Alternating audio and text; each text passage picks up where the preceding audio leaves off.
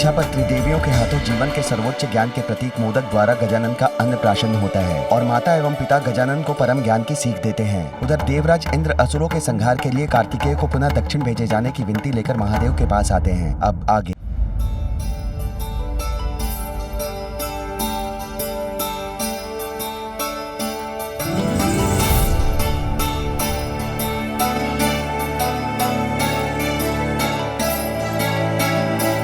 गजानन,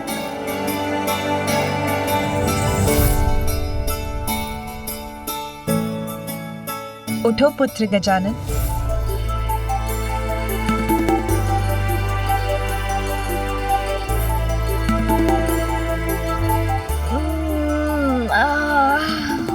माँ, भोर हो गई।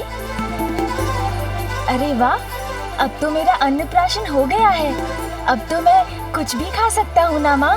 नहीं पुत्र, साधना करने वाले साधक का ध्यान भोजन, निद्रा और क्रीड़ा पर नहीं, अपितु मात्र अपनी साधना पर ही केंद्रित रहना चाहिए। साधना? कैसी साधना माँ? पंचाग्नि तप, अर्थात अत्यंत कठोर साधना करनी है तुम्हें, और उसका प्रारंभ आज से ही होगा पुत्र, जिसके लिए तुम्हें इस पूजा के योग्य बनना होगा पुत्र। प्रातः काल उठकर स्नान कर पूजा स्थल पर पहुंचकर भगवान को भोग लगाकर पूजा प्रारंभ करनी होगी पुत्र। जाओ पुत्र, स्नान करके आओ। उसके बाद मैं तुम्हें भवन से दूर तुम्हारे तप स्थल पर लेकर चलूंगी। हमारे भवन से दूर माँ? हाँ। अच्छा।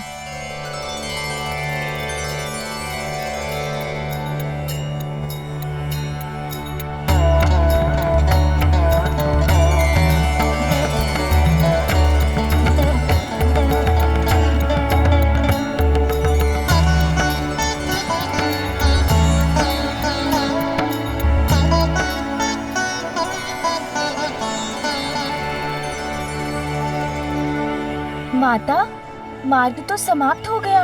तपोस्थली कहाँ है? पुत्र, वो रही तुम्हारी तपोस्थली।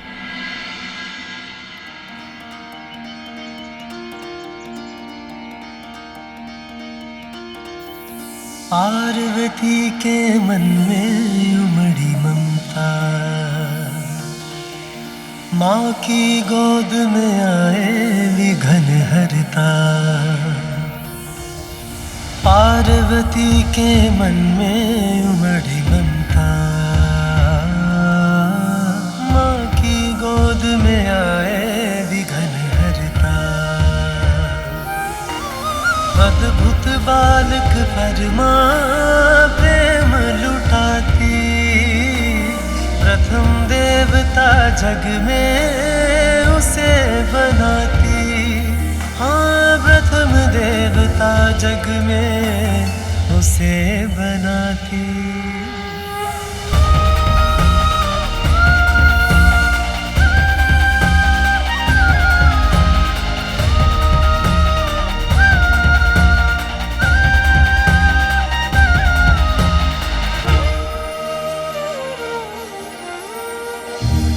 माँ, हम तप के लिए भवन से इतनी दूर इस निर्जन वन में क्यों आए हैं? इसीलिए पुत्र, क्योंकि इस निर्जन और शांत स्थल पर तुम्हारा ध्यान नहीं बटेगा और तुम अपने तप पर स्थिर रहोगे।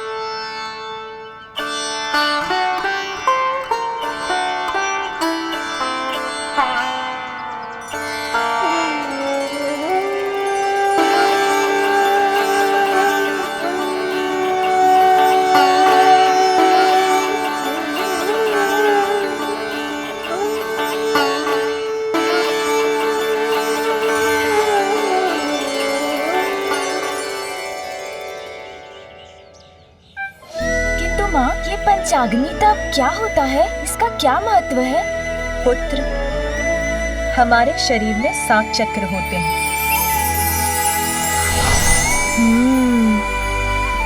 पृथ्वी से जोड़ने वाला मूलाधार, हमें सृजन की शक्ति प्रदान करने वाला और आनंद का स्रोत स्वादिष्ठान, हमारे आत्मबल, आत्मविश्वास और बुद्धि का स्रोत मणिपूरक, प्रेम, संवेदनशीलता और करुणा का स्रोत अनाहत। हमारे जीवन में सत्य के स्वर को प्रबल बनाने वाला विशुद्धि, सहज ज्ञान, अंतर्दृष्टि का केंद्र अजना और सहस्त्रार विशुद्ध पावन चेतना का स्रोत। कुंडलिनी वो शक्ति, वो ऊर्जा है जो हमारी रीढ़ के आधार स्थान पर स्थित रहती है। तप और ध्यान के प्रभाव से ये कुंडलिनी शक्ति जागृत होकर सभी चक्रों से होते हुए ऊपर की ओर बढ़ती है और जब वो हमारे शीश, हमारे मस्तक में प्रवेश करती है तो हमें परम ज्ञान की प्राप्ति होती है। अपनी इस शक्ति को जानने के लिए हमें इन सभी चक्रों को शुद्ध करने की आवश्यकता है।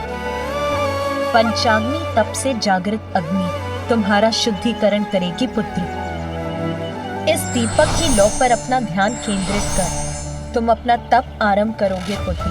तुम्हारे ध्यान की गहराई में उतरते ही इस दीपक की अग्नि से तुम्हारे चारों ओर पंचाग्नि को प्रज्वलित करेगी और यही तुम्हारे समस्त चक्रों के शुद्धिकरण का संकेत होगा और फिर तुम्हें सर्वोच्च आत्मज्ञान की प्राप्ति होगी। अब भोग लगाकर तुम्हें अपने तप का शुभारंभ करना चाहिए पुत्र। हाँ माँ।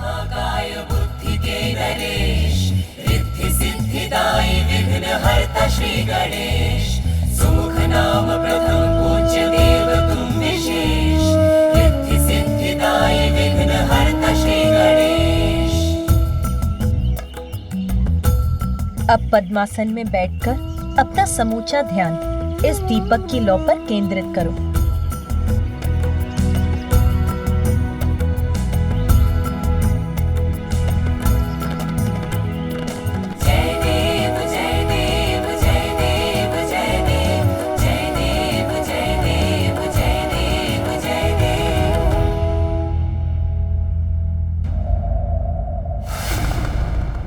देवराज, आपको भी ज्ञात है कि अपने उत्तरदायित्वों से मुख मोड़ने का स्वभाव नहीं है मेरा, किंतु मेरा अनुज गजानन असुरक्षित है।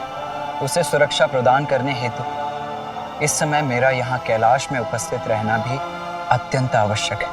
कुमार कार्तिकेय, ये कैलाश है, यहाँ स्वयं महादेव वास करते हैं, अर्थात गजानन सुरक्षित है। यदि कोई असुरक्षित है तो वो हम देवता हैं। हम देवताओं के सर पर संकट के मेघ छाएं। आज धर्म की ज्योति भी संकट में है और उसकी रक्षा करना आपका धर्म है। देवराज,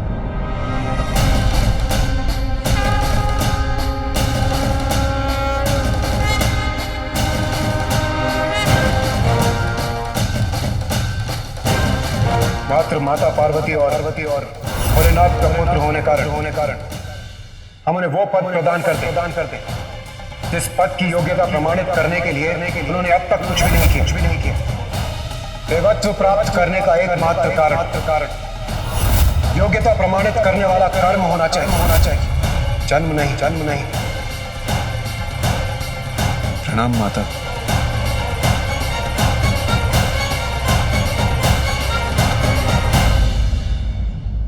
पूर्व में भी मैंने आपसे कहा था कि आपकी रक्षा, देवताओं की सहायता, सृष्टि के संकटों को दूर करना मात्र यही नहीं है मेरे पुत्र कार्तिकेय का धर्म।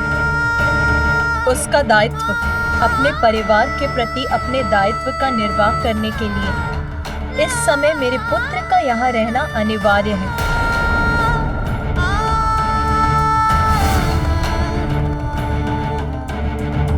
प्रभु, मैं तो केवल निवेदन ही कर सकता हूँ, निर्णय तो आप ही को लेना है। और मैं आपके परिवार में हस्तक्षेप करने की दृष्टता भी नहीं कर सकता। किंतु प्रभु, आज संकट मुख खोलकर खड़ा है। उसे नष्ट करने के लिए देव सेनापति होने के नाते कुमार कार्तिकेय का दक्षिणी छोर पर होना अति आवश्यक है प्रभु। इंद्रदेव, मेरा छोटा पुत्र कार्तिकेय का अनुज गजानन एक अत्यंत कठिन तप का प्रारंभ कर रहा है आज। उसके लिए मुझे अपने पुत्र कार्तिकेय की यहाँ आवश्यकता है। तो तप कर रहा है गजानन, अर्थात माता पार्वती अपने प्राण को भूली नहीं है। यदि गजानन इस तप में शक्तिशाली हो गया तो ज्ञात नहीं वो कितना समर्थ हो जाए। तप के पश्चात तो वो कदाचित मुझे ही देवराज के पद से हटाकर स्वयं मेरा स्थान में ले ले। नहीं, मैं ये कदाचित नहीं होने दूंगा। प्रिय, तब से तुम गजानन को सबल समर्थ क्यों बना रही हो? इसीलिए ना कि वो आत्मनिर्भर हो सके, सब जगत का कल्याण कर सके, लोक कल्याण का हेतु बन सके। तनिक विचार करो उमा, तुम्हारा पुत्र कार्तिकेय तो तुम्हारी शक्ति पाकर पूर्व से ही सर्व समर्थ है। वो अपनी रक्षा करने के साथ साथ वो सज्जनों की रक्षा करने में भी सक्षम है, और वही उसका धर्म है ना? पुत्र, तुम ही कहो, तुम्हारा कर्तव्य कहाँ है, यहाँ या दक्षिण में?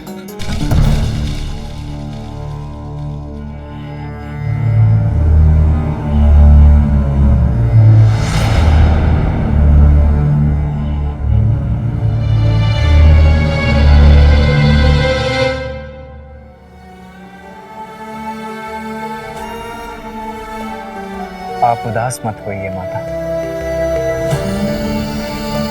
पिताश्री का संकेत उचित है। आप यहाँ गजानन की सुरक्षा का ध्यान रखें और मैं वहाँ दक्षिण में अपने दायित्व का निर्वहन करूँगा। किंतु जब भी आपको मेरी आवश्यकता होगी मैं यहाँ उपस्थित हो जाऊँगा। क्या आप मुझे जाने की अनुमति देंगी?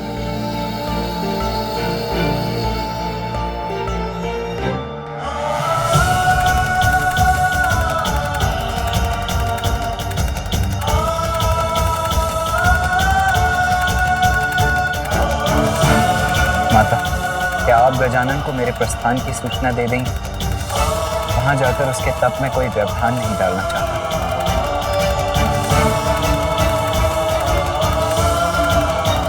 जाओ पुत्र।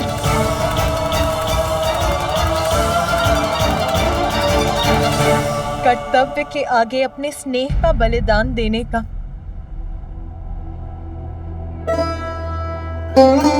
अपने हृदय को कठोर बनाकर तुम्हें विदा करने का अभ्यास हो गया है मुझे।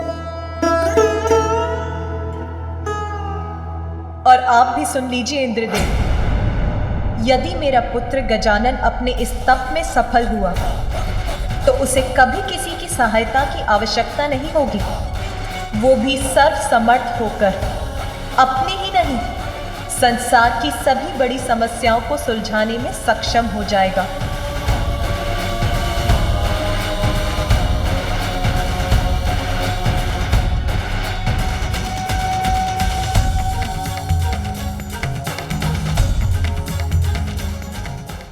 मंगलकर्ता स्वामी श्री मंगलमूर्ति, जन जन पूजे होती कामना पूर्ति।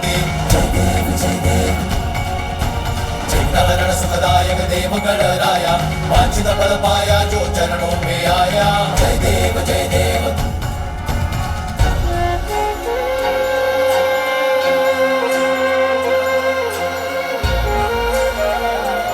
क्या हुआ जया?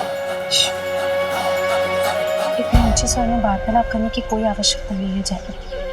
मैं अभी कैलाश में थी तो सुना कि कुमार कार्तिकेय दक्षिण की ओर जा रहे हैं। भैया जा रहे हैं मौसी, किंतु क्यों? अभी तो मैंने उनके साथ क्रीड़ा का आनंद भी नहीं लिया। अरे तुम इतने दुखी मत हो पुत्र गजानन। देखो ना, कुमार कार्तिकेय यहाँ नहीं रहेंगे तो माता अपना संपूर्ण स्नेह तुम्ही पर तो निछावर करेंगी। फिर वो जितना भी स्वादिष्ट भोजन पकाएंगी वो सभी अकेले तुम्ही को तो प्राप्त होगा। तुम्हें तो आनंद आ जाएगा ना। भोजन? अरे गजानन, तुम खड़े क्यों हो गए? मैं रसोई गृह जा रहा हूँ, अभी लौट आऊंगा। अरे रुको गजानन, गजानन।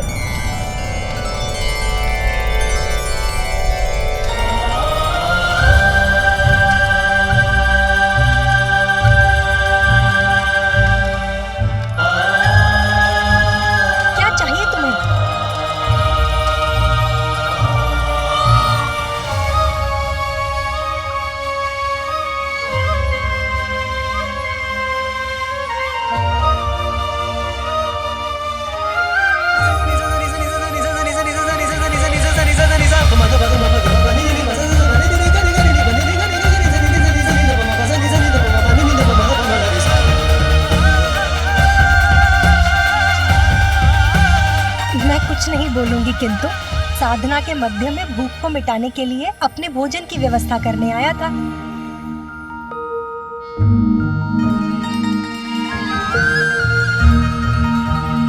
भैया, मैं आपके वाहन से भेंट कर सकता हूँ?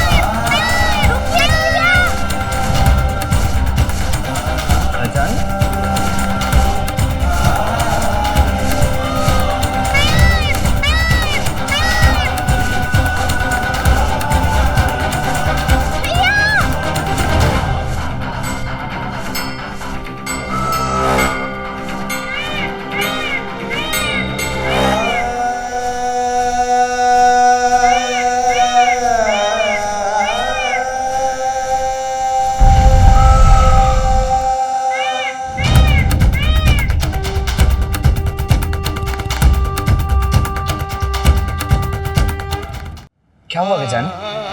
तुम दौड़ क्यों रहे थे? मुझे क्यों रोका? सब सकुशल तो है ना? इतनी बार कहा है तुम कि भवन से इतनी दूर अकेले मत निकला करो। कहा है ना? फिर माता को पता है तुम यहाँ हो? ये क्या है? भोजन आपके लिए, माँ के हाथों का बनाया हुआ भोजन। आपको अत्यंत प्रिय है ना माँ के हाथों का बनाया हुआ भोजन? ये लीजिए, जब मन हो तब खा लीजिएगा।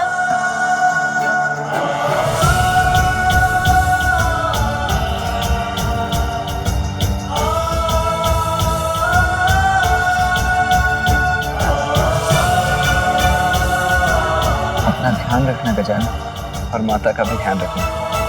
अपने तप पर ध्यान देना, और हाँ, गणों को तनिक भी कष्ट मत देना। जी भैया। और माँ को बताए बिना भवन से इतनी दूर कभी मत आना। जी भैया। अब मुझे जाना होगा गजानन, और विलंब उचित नहीं है। लाओ ये भोजन दे दो मुझे। दो। अपना ध्यान रखना अनुज। जी भैया।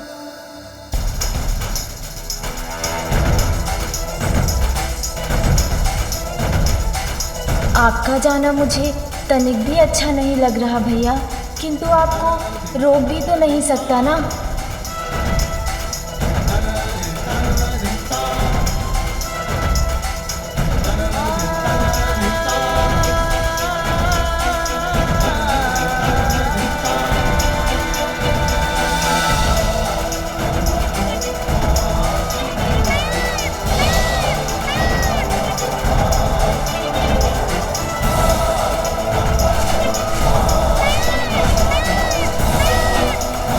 मुझसे तो भैया का जाना अभी से नहीं सहा जा रहा है। पता नहीं अब उनसे कब भेंट होगी, किंतु अब मुझे लौट जाना चाहिए। माँ ने कहा था भोग की थाल लगाकर पूजा प्रारंभ करनी है।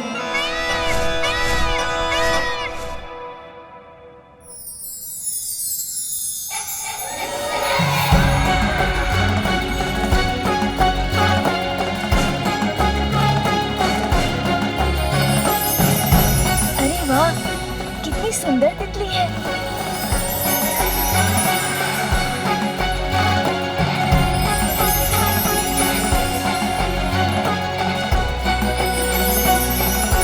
अरे अरे रुको तितली।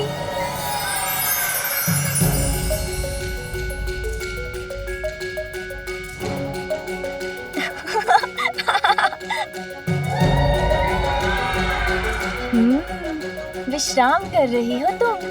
अवश्य पकड़ लूंगा इस बार तुम्हें।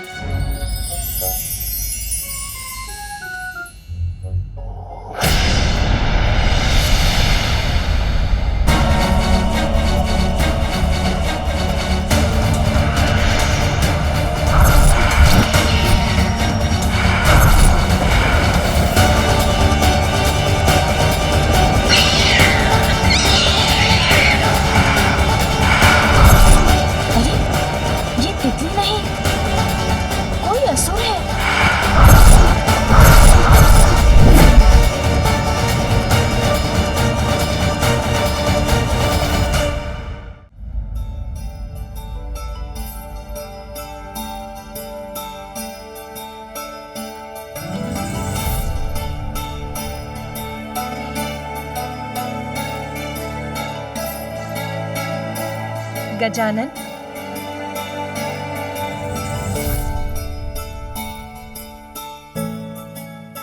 उठो पुत्र गजानन।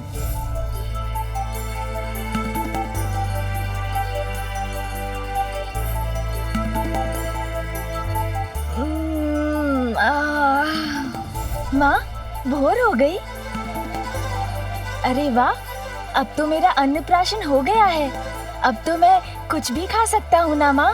नहीं पुत्र, साधना करने वाले साधक का ध्यान भोजन, निद्रा और क्रीड़ा पर नहीं, अपितु मात्र अपनी साधना पर ही केंद्रित रहना चाहिए। साधना? कैसी साधना माँ? पंचाग्नि तप, अर्थात अत्यंत कठोर साधना करनी है तुम्हें, और उसका प्रारंभ आज से ही होगा पुत्र, जिसके लिए तुम्हें इस पूजा के योग्य बनना होगा पुत्र। प्रातः काल उठकर स्नान कर, पूजा स्थल पर पहुंचकर भगवान को भोग लगाकर पूजा प्रारंभ करनी होगी पुत्र। जाओ पुत्र, स्नान करके आओ, उसके बाद मैं तुम्हें भवन से दूर तुम्हारे तप स्थल पर लेकर चलूंगी। हमारे भवन से दूर माँ? हाँ। अच्छा।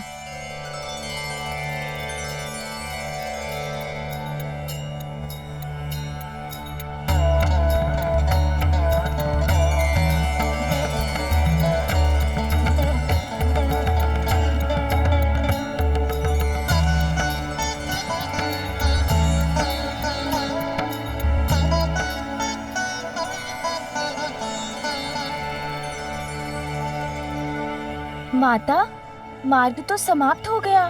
तपोस्थली कहाँ है? पुत्र, वो रही तुम्हारी तपोस्थली।